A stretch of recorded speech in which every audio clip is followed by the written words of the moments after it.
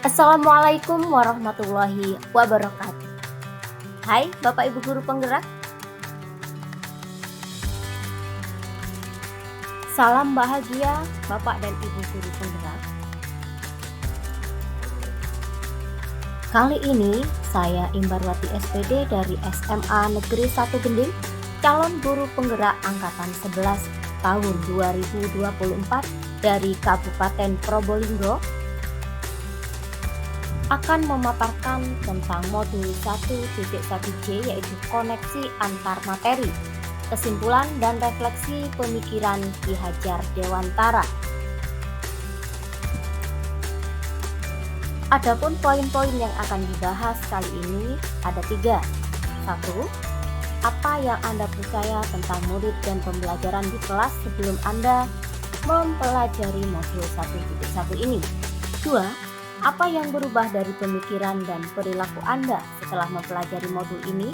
Dan yang ketiga, apa yang dapat segera Anda terapkan lebih baik agar kelas Anda mencerminkan pemikiran Ki Hajar Dewantara. Baiklah rekan-rekan guru, saya akan memaparkan hal-hal apa saja yang saya percaya tentang murid dan pembelajaran jauh sebelum mempelajari modul 1.1 ini. Ada 4 hal yang sudah berhasil saya rumuskan kebiasaan sebelum saya mempelajari modul 1.1, yaitu 1. Pembelajaran berpusat pada guru.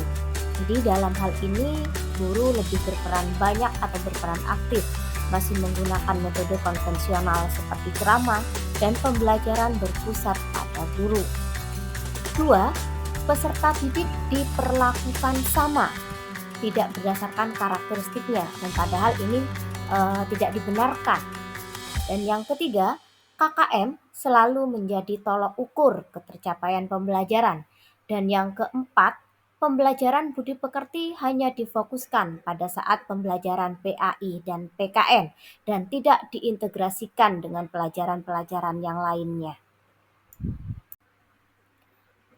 Kemudian, hal yang berubah dari pemikiran dan tindakan saya setelah mempelajari modul 1.1 itu ada 2 hal. Yang pertama perubahan pemikiran dan yang kedua perubahan perilaku. Adapun hal-hal yang termasuk pada perubahan pemikiran, 1. Guru bukanlah satu-satunya sumber belajar, akan tetapi ada banyak sumber belajar yang bisa digunakan oleh peserta didik. Yang kedua, setiap peserta didik memiliki karakteristik yang unik dan ini ada kaitannya dengan filosofi KHD yaitu kodrat alam. Dan yang ketiga, ketercapaian setiap peserta didik berbeda. Jadi KKM atau kriteria ketuntasan minimal setiap peserta didik itu tidak bisa dijadikan tolok ukur sebagai keberhasilan. Dan yang keempat, semua pelajaran diintegrasikan dengan penerapan budi pekerti. Sementara pada perubahan perilaku itu yang pertama mengarahkan peserta didik belajar sesuai dengan minat dan bakatnya. Untuk itu, sebagai seorang pendidik kita harus bisa memahami, mengerti dan mencari tahu apa bakat dan minat peserta didik kita. Yang kedua, menerapkan strategi dan model pembelajaran yang kolaboratif dan bervariatif. Dan yang ketiga, menerapkan pembelajaran berdiferensiasi sesuai dengan karakter peserta didik. Selanjutnya, adapun hal yang harus segera saya terapkan agar kelas saya mencerminkan pemikiran Ki Hajar Dewantara. Yang pertama, merancang pembelajaran yang berdiferensiasi. Artinya, kita harus melayani kebutuhan siswa atau peserta didik berdasarkan gaya belajar mereka yang berbeda-beda. Yang kedua, aktif. Yang ketiga, kolaboratif. Dan yang keempat, atraktif.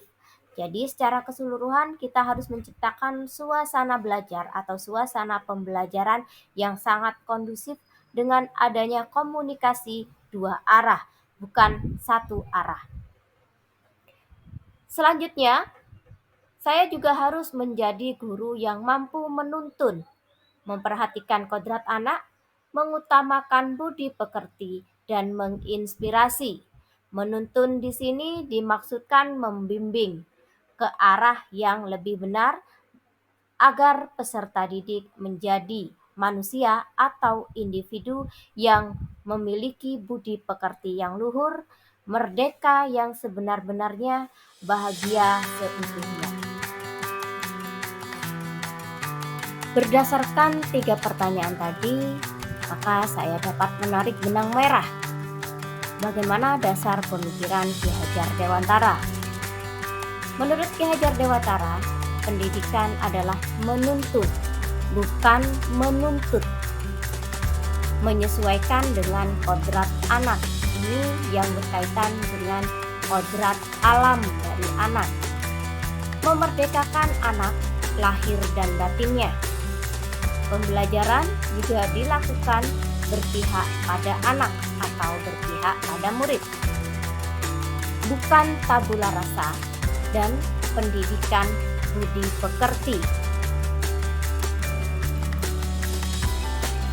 Untuk itu, dari dasar pemikiran Ki Hajar Dewantara tadi, maka kesimpulan dari paparan saya yaitu pendidikan merupakan tindakan menuntun segala kekuatan kodrat yang ada pada anak dengan hati dan menanamkan nilai-nilai budi pekerti agar anak menjadi manusia yang merdeka, bahagia seutuhnya. Kemudian saya melakukan refleksi diri bahwa di dalam pendidikan itu ada 2 keyword atau kata kunci, yaitu merdeka belajar dan kolaborasi. Peserta didik dan guru menerapkan konsep merdeka belajar dan berkolaborasi, mengembangkan potensi sesuai karakteristik peserta didik agar menjadi manusia yang merdeka, selamat, dan bahagia. Nah, rekan-rekan guru penggerak, demikian tadi pemaparan dari saya terkait koneksi antar materi. Semoga bermanfaat dan bisa berpraktik baik selanjutnya. Terima kasih. Wassalamualaikum warahmatullahi wabarakatuh.